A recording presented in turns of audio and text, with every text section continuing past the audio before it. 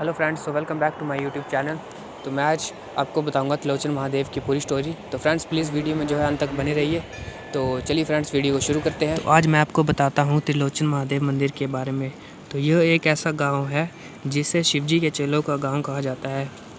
तो इस गांव का नाम राख है और कहानी के अनुसार महादेव गद्दी का रूप धारण करके एक दिन गांव के किसी घर में आटा नमक मांगने गए। तो शिव ने जिस घर में आटा और नमक मांगा, वास्तव में उस घर में आटा और नमक नहीं था। और अंदर से निकली एक बूढ़ी औरत ने कहा कि हमारे पास आटा और नमक नहीं है, आप किसी दूसरे घर से आटा और नमक मांग ले। तो ये सुनकर गद्दी के भेष में आए भोलेनाथ ने कहा कि माई क्यों झूठ बोल रही हो, आपकी रसोई में लकड़ी के संदूक में आटा और नमक पड़ा है। तो गद्दी बाबा की बात सुनकर जब बूढ़ी औरत अंदर गई तो लकड़ी का संदूक आटे से भरा हुआ था। तो बूढ़ी औरत ने आटा और नमक एक थैले में डालकर गद्दी बाबा को दे दिया। तो उस गद्दी ने कहा कि वह भेड़ बकरियां चराने हटसर की ओर जा रहा है। अगर तुम अपने बेटे को मेरे साथ भेजती हो तो मैं तुम्हें एक भेड़ दे दूंगा।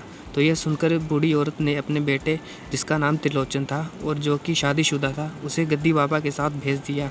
तो वो भेड़ चढ़ाते चढ़ाते मणिमेश डल तक पहुंच गए और कुछ ही देर में भोलेनाथ जी जो थे वो डल झील में कूद गए और उन्हें देखते ही वो भी झील में कूद गया। झील के अंदर त्रिलोचन जैसे ही गया तो उसे एक मकान रूपी जगह दिखाई दी। उसे पता चल गया था कि भोलेनाथ ने उससे पूछा कि तुम क्या काम करते हो। त्रिलोचन ने कहा कि वो दर्जी का काम बखूबी अच्छे तरीके से जानता है। तो इस पर उन्होंने कहा कि मुझे तुम कुछ चोले सील दो। तो ठीक 6 महीने तक वह महादेव के लिए चोले सिलता रहा।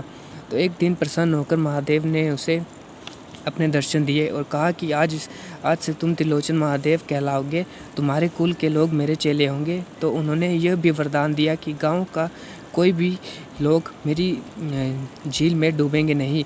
उनसे मुख से निकली हर बात सच हो गई।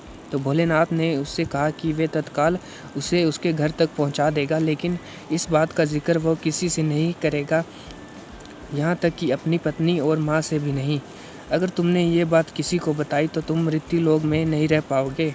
इस दौरान उस भोलेनाथ ने उसे चोले भी साथ ले जाने दिए।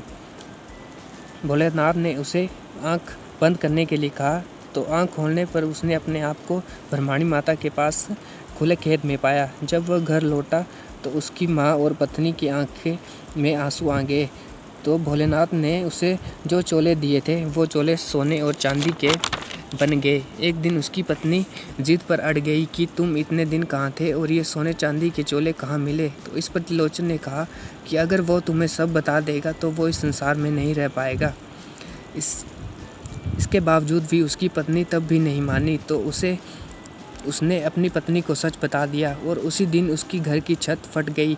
इसके बाद खड़ामुख पहुंचकर त्रिलोचन रावी नदी में कूद गया। उस रात गांव के एक व्यक्ति को सपने में आकर कहा कि मैं चट्टानों के बीच फंसा हूं, मुझे वहां से निकालो।